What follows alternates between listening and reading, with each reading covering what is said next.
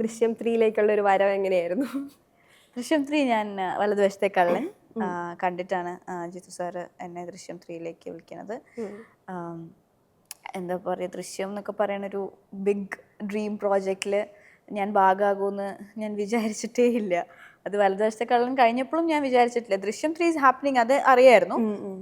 പക്ഷെ അതിൽ ഞാനൊരു പാർട്ടാകുമെന്ന് ഞാനും എൻ്റെ വീട്ടുകാരും ആരും വിചാരിച്ചിട്ടില്ല. ഇതിന്റെയൊക്കെ പാർട്ടാകാന്ന് പറയുന്നത് അതെ, ദൃശ്യം 3 അല്ല, ദൃശ്യം എന്ന് പറയുന്ന ആ ഫ്രാഞ്ചൈസ് ഐക്കോണിക് മൂവി. യെസ്, അതിന്റെ പാട്ടാവാന്ന് പറയുന്ന വലിയ കാര്യം. അത് ഞാൻ വിചാരിച്ചിട്ടൊന്നുമില്ല. അപ്പൊ ഞാൻ വിളിച്ചപ്പോൾ ഞാൻ പറ്റിക്കാന്ന് ആദ്യം വിചാരിച്ചു.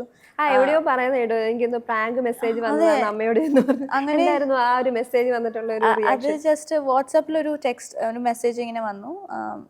അതായത് ദൃശ്യം 3 ശ്രേയ, എനിക്കിപ്പോൾ ഓർമ്മയുണ്ട്, ദൃശ്യം 3 ശ്രേയ എന്ന് ബ്രാക്കറ്റിൽ എന്തോ ഇട്ടിട്ട് ഡേറ്റ്സ് ഇട്ടിട്ടൊരു ഒരു വാട്സാപ്പ് മെസ്സേജ്.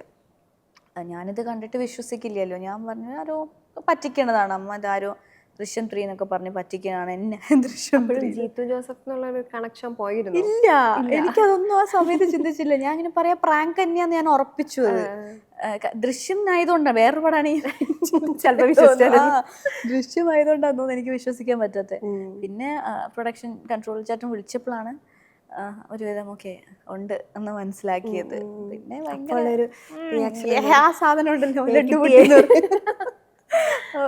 അറിയാലോ നമുക്കൊക്കെ ആ സാധനം. കാരണം ആസ് എ ബിഗിനർ അങ്ങനെ ഒരു മൂവിയിൽ പാട്ടാവുക എന്ന് പറയുമ്പോൾ തന്നെ നമുക്ക് പറഞ്ഞറിയിക്കാൻ പറ്റാത്തത്ര സന്തോഷം ഉണ്ടാവും. അങ്ങനെ നമ്മൾ സെറ്റിലേക്ക് എത്തിക്കഴിഞ്ഞപ്പോൾ ലാലേട്ടൻ, മീന, അൻസിബ, എസ്തർ, ജീത്തു ജോസഫ്, ഫുൾ ക്രൂ, എങ്ങനെയായിരുന്നു ആ ഒരു ലൊക്കേഷൻ എക്സ്പീരിയൻസ്? ലൊക്കേഷൻ ഞാനൊരു അവരിന്ന് വേറിട്ട് നിൽക്കുന്ന ഒരാളാണെന്ന് എനിക്കൊരിക്കലും തോന്നിയിട്ടില്ല. പുതിയൊരാളാണല്ലേ അവരുടെ ഫാമിലിയിലേക്ക് ചെല്ലുന്നത്. അതെ, ഭയങ്കരമായിട്ട് എന്നെ ഇൻക്ലൂഡ് ചെയ്തിരുന്നു അവരുടെ ഉള്ളിലേക്ക്. എനിക്ക് അങ്ങനെ ഒരു വിയേർഡ് ഫീലിങ്ങോ അയ്യോ ഞാൻ മാറി നിൽക്കാൻ അങ്ങനത്തെ ഒരു സാധനമൊന്നും എനിക്ക് തോന്നിയിട്ടേ ഇല്ല. സെറ്റിൽ ഭയങ്കര വെൽക്കമിങ് ആയിരുന്നു എല്ലാവരും. പിന്നെ ജിത്തു സാറിൻ്റെ ഫുൾ ടീമായിട്ട് വലതുവശത്തെ കള്ളനിൽ ചെയ്തുകൊണ്ട് അവരായിട്ട് കംഫർട്ടബിൾ ആയിരുന്നു. ഇതിപ്പോൾ ഞാൻ പറയുന്ന പോലെ ലാലേട്ടനായാലും മീന മാം ആയാലും എസ്തർ, അൻസിബ എല്ലാവരും ഭയങ്കര ഫ്രണ്ട്ലി ആയിരുന്നു. ഒരു സമയം കഴിഞ്ഞപ്പോൾ തന്നെ ലാലേട്ടൻ ഭയങ്കര ഷോട്ട് ഉണ്ടല്ലോ ഫസ്റ്റ് വീട്ടിൽ വെച്ച്. അതെ അതെ. അപ്പൊ ആ ഒരു ഫസ്റ്റത്തെ ആ ഷോട്ട് ആദ്യമായിട്ടാണല്ലോ ലാലേട്ടൻ ആദ്യമായിട്ടാണോ കാണുന്നത്? ഞാൻ ലാലേട്ടന് കുഞ്ഞിലെപ്പോഴും എനിക്കത് ഓർമ്മയില്ല കേട്ടോ. കുഞ്ഞിലെ ഏതോ ഒരു ഡാൻസ് പ്രോഗ്രാമിൽ എന്തോ ഗസ്റ്റ് ആയിട്ട് വന്നിട്ട് അങ്ങനെ കണ്ടിട്ടുണ്ട് ലാലേട്ടനെ. അല്ലാണ്ട് ഞാൻ നേരത്തെ ഇങ്ങനെ അപ്പോൾ ഒരു എന്തായിരുന്നു ഒരു ഫീലിങ്സ്? ഫസ്റ്റ് ഷോട്ട് ശരിക്കും സിനിമയിലത്തെ ഫസ്റ്റ് ഷോട്ടല്ല എടുത്തത്. ഞങ്ങൾ ഫസ്റ്റ് ചെയ്തത് എൻ്റെ വീട്ടിലുള്ളൊരു ഷോട്ടാണ് ആദ്യം എടുത്തത്. അപ്പോൾ ലാലേട്ടൻ വരുമെന്ന് പറഞ്ഞപ്പോൾ തന്നെ എനിക്ക് നല്ല പേടിയുണ്ടായിരുന്നു. പിന്നെ ഞാനവിടെ ചെന്ന ലാലേട്ടൻ ഇങ്ങനെ കയറി നോക്കുന്നു, എന്താ പറയുക, ഞാനിങ്ങനെ ഡ്രീമൊക്കെ കാണുന്ന പോലെ അതിൻ്റെ ഒരു പേടിയും ഉണ്ടായിരുന്നു. പക്ഷെ ഭയങ്കര എക്സൈറ്റഡ് ആയിരുന്നു. പിന്നെ കുറച്ച് കഴിയുമ്പോഴത്തേന് ഭയങ്കര കംഫർട്ടബിളായി. ആദ്യം പേടിയുണ്ടായിരുന്നു, കുറച്ച് കഴിയുമ്പോഴത്തേന് ഭയങ്കര ആയിട്ട് കംഫർട്ടബിളായി. പിന്നെ തമാശകളൊക്കെ പറയാൻ പറഞ്ഞു അവരെ പോലെ തന്നെ ഒരു കൊച്ചുകുട്ടീനെ പോലെയാണ് ലാലേട്ടൻ സെറ്റില് ബിഹേവ് ചെയ്തത്. അവരെ കാണുമായിരിക്കും ചിലപ്പോ അവരൊക്കെ. സത്യം ലാലേട്ടന് ഭയങ്കര നൈസാട്ടോ. ഞാൻ ഇത്രയും എനിക്കറിയില്ലല്ലോ, എസ്തറിനൊക്കെ കുറെ നാളായിട്ട് അറിയാം.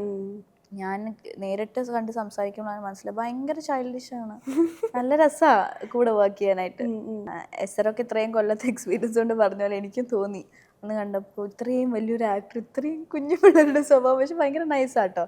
കാരണം നമ്മളത് കൂടുതൽ ആ വൈബ് കണക്ട് ആവും നമുക്ക്. എസ്തറിന്റെ ഫോട്ടോ മറ്റേ മങ്കീനൊക്കെ കൂടെ അതെ ഇങ്ങനെയൊക്കെ ചെയ്യൂലാലേട്ടൻ. അങ്ങനെ എന്തെങ്കിലുമൊക്കെ ശ്രദ്ധേനോടും പറഞ്ഞിട്ടുണ്ട്, എന്നെ കളിയാക്കിണ്ടായിരുന്നു. എന്തെങ്കിലുമൊക്കെ പറഞ്ഞിട്ട് ലാലേട്ടനെ എല്ലാ കാര്യത്തിനെ പറ്റിയൊക്കെ അറിയാം എന്നൊക്കെ അതൊക്കെ ചോദിക്കും. നമുക്ക് അറിയില്ലെങ്കിൽ നമ്മളെ കളിയാക്കും. അങ്ങനെ കുറെ പരിപാടി. എന്റർടൈൻമെന്റ് ആയിരുന്നു. ലാലേട്ടന്റെ ഇന്റർവ്യൂ നമ്മൾ റിപ്പോർട്ടർ ഫിലിംസിൽ വന്നിട്ടുണ്ടായിരുന്നു. ലാലേട്ടനത് ഈ പിള്ളേരുടെ കൂടെ അഭിനയിക്കുന്ന ഭയങ്കര എന്റർടൈൻമെന്റ് ആയിരുന്നു. അതെ അതെ, ലാലേട്ടൻ നല്ല എന്റർടൈൻമെന്റ്. അതെനിക്കും ഫീൽ ചെയ്തിരുന്നു, നല്ല എന്റർടൈൻമെന്റ്, എൻജോയ് ചെയ്യുന്നുണ്ട്. അതെ അതെ, നമ്മളിങ്ങനെ ആക്കുമ്പോഴൊക്കെ ആള് ഭയങ്കര എൻജോയ് ഉണ്ട്. പക്ഷെ നമുക്കും അത് നല്ല രസമാട്ടോ. അപ്പൊ നമുക്ക് ആ സാധനം പോകും. ആ പേടി, ഇത്രയും വലിയ ആക്ടറിന്റെ കൂടെയാണ് അഭിനയിക്കുന്നത് ആ സാധനം അതിനുവേണ്ടി ആയിരിക്കും ലാലേട്ടൻ അങ്ങനെയൊക്കെ ചെയ്യും ആയിരിക്കും. പക്ഷെ എനിക്കൊന്ന് ബേസിക് ക്യാരക്ടർ എനിക്ക് തോന്നുന്നു. അതന്നെയാന്ന് തോന്നുന്നു, കളിയും ചിരിയും. ചേച്ചിക്ക് അവരുമായിട്ടുള്ള ഒരു മിംഗ്ലിംഗ് ഒക്കെ എങ്ങനെയാണ്? മിനിമം അങ്ങനെ ഭയങ്കരമായി സംസാരിക്കുന്ന ഒരു ടൈപ്പ് അല്ല, പക്ഷെ ഭയങ്കര സ്വീറ്റ് ആണ്.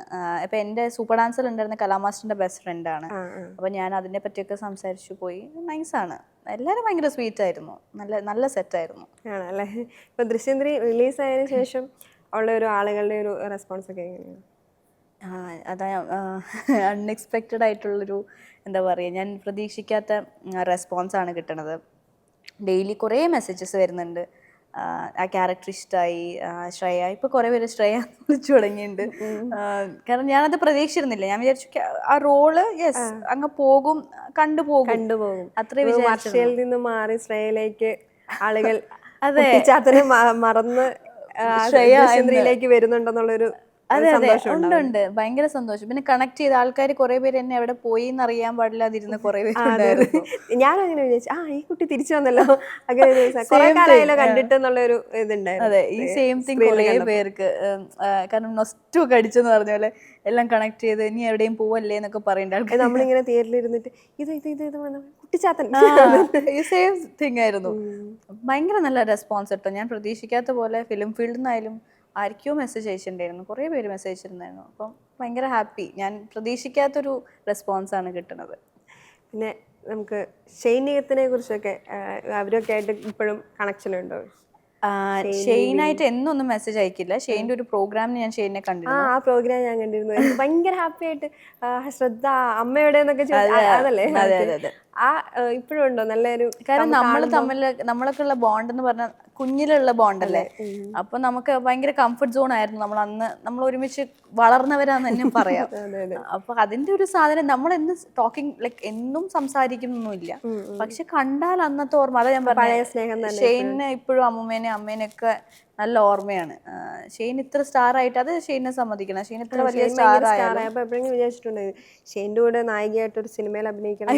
അങ്ങനൊന്നും വിചാരിച്ചിട്ടില്ല. ഷെയ്ൻ സ്റ്റാർ ആയപ്പോ I was very proud of him. നമ്മുടെ കൂടെ ഉണ്ടായിരുന്ന ഒരാൾ ഇത്രയും ഒരു ലെവലിൽ എത്തി എന്ന് പറയുമ്പോഴേ ഭയങ്കര സന്തോഷം. അഭിരാമി ചേച്ചിയുടെ അമ്മയായിട്ടും അഭിരാമി ചേച്ചിയായിട്ടൊക്കെ ഇടയ്ക്ക് സംസാരിക്കാറുണ്ട്. നവനീതായിട്ട് അങ്ങനെ കോണ്ടാക്ട് ഇല്ല. പിന്നെ അഭയ്, വിജി തമ്പി, അഭയ് ഈ ഇടയ്ക്ക് വിളിച്ചിരുന്നു. അപ്പൊ ഞാൻ അഭയനോട് പറയണ്ടായിരുന്നു ഒരു മീറ്റ് പ്ലാൻ ചെയ്യണം, പക്ഷെ എല്ലാരും ഫ്രീ ആയിരിക്കണ്ടേ. എല്ലാവർക്കും അതെ, അവരെല്ലാം ഇപ്പോഴും ഈ ഒരു ഫീൽഡിലൊക്കെ തന്നെ ഉണ്ട്, ലൈം ലൈറ്റിലുണ്ട്. യെസ് യെസ്, മിക്കവരും ഓൾമോസ്റ്റ് എല്ലാവരും ഉണ്ട്, ലൈം ലൈറ്റിൽ തന്നെ ഉണ്ട്. കുട്ടിച്ചാത്തൻ ഗ്യാങ് മൊത്തം. ഏകദേശം എത്ര വർഷം ഉണ്ടായിരുന്നു ഇതിന്റെ ഒരു ഷൂട്ടും കാര്യങ്ങളൊക്കെ? ഞങ്ങൾക്ക് 2 പാർട്ട് ഉണ്ടായിരുന്നു. അത് ഫസ്റ്റ് പാർട്ടായിരുന്നു കുറച്ച് hit. First part was like ഞങ്ങൾക്ക് വെക്കേഷന് കുറച്ച് നാളും കുറച്ച് ക്ലാസ്സസ് കട്ട് ചെയ്യേണ്ടി വന്നുള്ളൂ. അത് 2 വർഷം എടുത്തിരുന്നു. അതിൽ 3 മാസം അത്ര ഉണ്ടായിരുന്നുള്ളൂ ഷൂട്ട്. കാരണം ആ വെക്കേഷൻ അങ്ങനെ എന്തോ ആയിരുന്നില്ല, കുറച്ച് എപ്പിസോഡ്സ് കഴിഞ്ഞ് അവസാനിക്കുമായിരുന്നു. ആ വെക്കേഷൻ ടൈമിൽ എന്തോ ആയിരുന്നു, അങ്ങനെ എന്തോ എനിക്ക് ഓർമ്മയില്ല. അതേ ഓർമ്മയില്ല, പക്ഷെ നിങ്ങളെല്ലാം അങ്ങനെ എന്തോ ആയിരുന്നു. ത്രൂ ഔട്ട് ഓർമ്മയില്ല, നമുക്ക് സംഭവം കണ്ട സാധനങ്ങളൊക്കെ ഓർമ്മയുണ്ട്.